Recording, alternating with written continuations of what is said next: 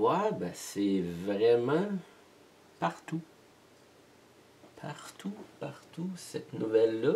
Ou certains, bon, voudraient voir les preuves d'une divulgation, bonne volonté de la part du gouvernement qui, normalement, pourrait nous avoir caché des choses à propos des ovnis. Et puis là, soudainement, pouf, on monte patte blanche et on révèle des informations de premier plan sur les ovnis.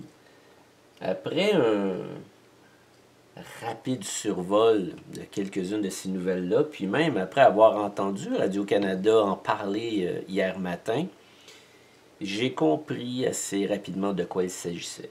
Je pense que les médias de masse puis le gouvernement sont en train de reprendre le contrôle au niveau de partager l'information OVNI. Pourquoi on fait ça? Parce que, bon, il y a beaucoup de gens qui, comme moi, disent, les fameux conspirationnistes, il y a beaucoup de choses derrière les ovnis, puis c'est pas normal que l'information sorte pas dans les médias de masse. Puis là, on peut pas dire que ça n'a pas sorti, cette nouvelle-là, dans les médias de masse. C'est comme à peu près partout. CNN, le Washington Post, et j'en passe, même des nouvelles, Radio-Canada, partout. En Angleterre, partout. On parle de cette nouvelle-là jusqu'à l'écœurement, avec tout le temps le même petite vidéo en boucle. Je pense que vous l'avez vu, cette vidéo-là, n'est-ce pas?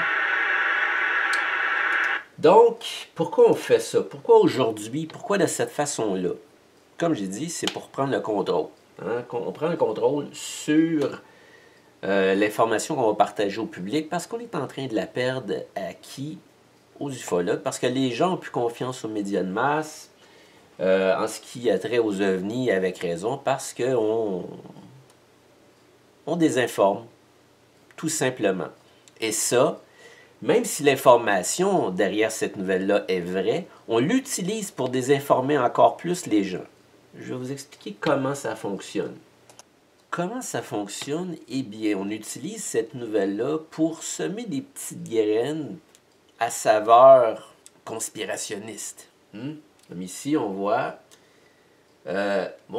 conspiracy theories, les théories conspirationnistes à propos de la zone 51. Donc, ce que ça dit, c'est que le fait de penser qu'il y a des choses louches qui se passent à la zone 51, vous faites partie des conspirationnistes.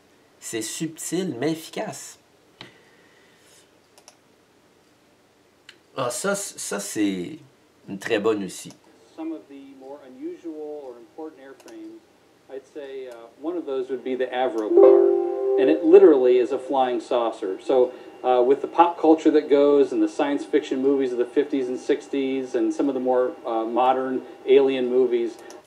Donc, ce qu'on dit, c'est que les seules choses qui se rapprochent d'un objet qui a été vu dans la pop culture et les films de science-fiction, etc., c'est ce vaisseau-là de l'armée de l'air qui, en fait, c'est un programme, justement, pour que les gens croient que oui, c'est ça, le programme de développement OVNI de l'armée de l'air. On veut donner l'impression aux gens qu'on n'a rien à cacher et que c'est ça la vérité.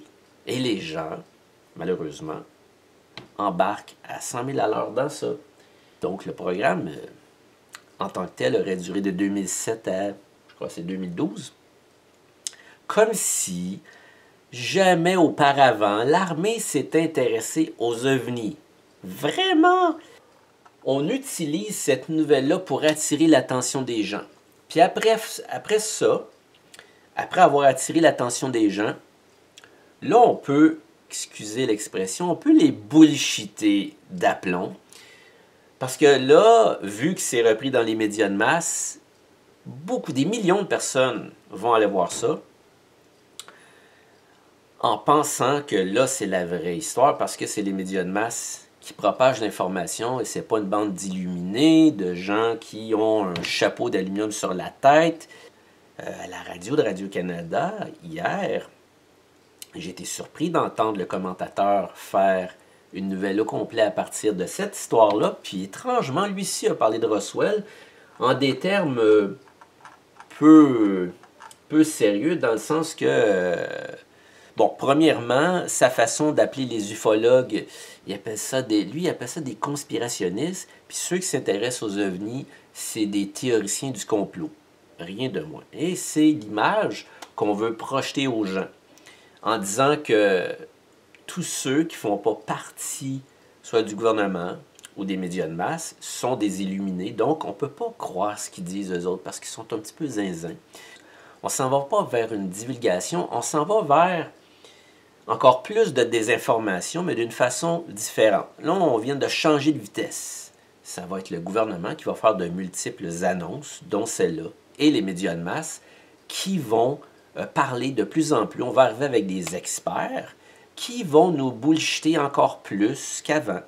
Donc, est-ce que c'est une bonne nouvelle? Ben, dans un certain sens, je pourrais dire que oui. C'est signe qu'il y a une évolution. Il va falloir travailler encore plus fort pour informer les gens. D'ailleurs, c'est l'objet de cette vidéo-là aujourd'hui. Pourquoi? Bon, ça, c'est quelque chose que je fais jamais. Les gens m'ont demandé, bon, qu'est-ce que tu en penses de cette nouvelle-là? Et voici, je vous donne mon opinion là-dessus. Mais je suis convaincu que c'est pas là pour informer. C'est plutôt là pour vous amener dans le champ. Sur ce, je vous remercie beaucoup et j'espère à la prochaine.